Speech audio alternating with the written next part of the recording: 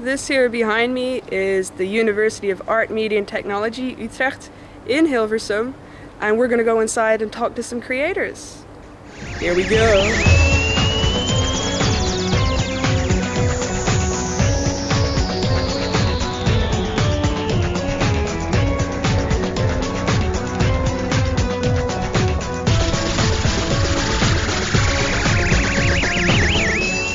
I'm Molly. I'm a artist and the writer of Storkinators, and I like reptiles. Cool. Hi. Hello. Hello. I'm Annika Heftrich. I come from Luxembourg originally, and I'm studying here in Holland, and I live here since very long also. So. And you're the project leader for... Yeah, well, leader, it's more like a title for dealing with all the bullshit that school is serving us up. I am Nathan and I'm a programmer for Storkinators. Fourth year student at the HKU, and I do game design and development. Cool. So you're a programmer? Yeah, well, yeah, game designer, programmer, both. Cool.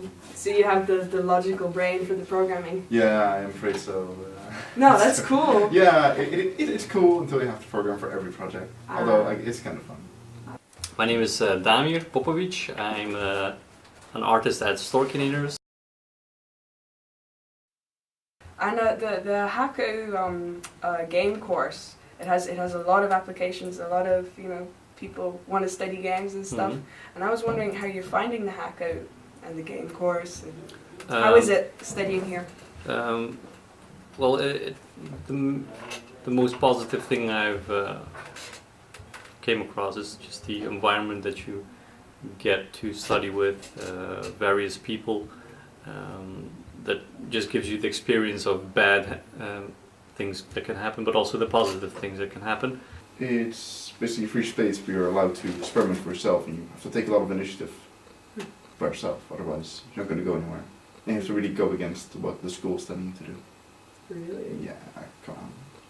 Really? They don't give good advice? Well, yeah, they do, but they often say, don't do this or don't make that. It's a terrible idea, and then, you have to ignore them and do it anyway, and you get something cool. Ah, that's cool. That's good advice. Tell us about the game you're working on, because you guys make games too, of course. Yeah, Storkinators is the game we're working on at the moment, which, we had a lot of debate about the what kind of game to call it. So we made up a term and we called it a AAA game, an amazing adventure app. And that was partially because our game doesn't really fit into any standard categories, but also it's kind of a joke because at the showcases at the school, you'll get people who are headhunting for games that they can buy up and make money off of. And if it says AAA, they're like, money! And then they'll see our game and be like, what the fuck? Awesome. But yeah, I've been describing it unofficially as you can think of it as a choose your own adventure book for the modern age with hints of point and click adventure. That's what I've been calling it. And even that maybe doesn't do it justice. Just play it and then you'll know what it is. We should show a clip actually. We probably should, yeah. Clip. And there we go.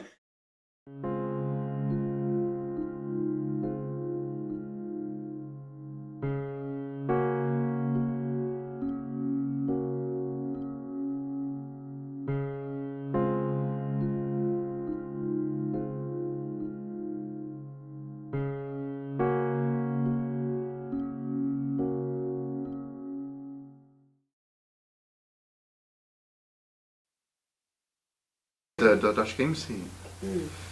I don't know. I haven't actually gotten too involved with the Dutch game scene, but I do know that there's a lot of indies around here, which is just great.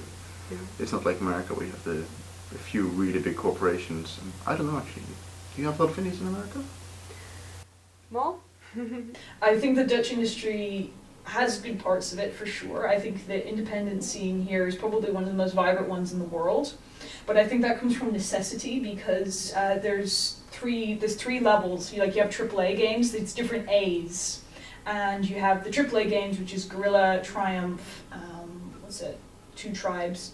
That's about it. So unless you're one of those kind of artists or designers who works on those big AAA games, you're not going to get a job there. Then you have the AA games, which are the in-between ones, which are, I'm sure there's ones that aren't, but in my experience, most of them are people who every 6 months get interns in, don't pay them, get money from the government, and then sell the games on, and they make money off that, which is, you know, you don't get paid, so there's no point even working there. They don't even hire people, they just get interns.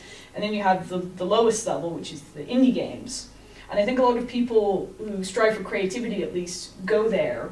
And I think that's why there's so many people who could very easily get a job at a company, I reckon, in any other country.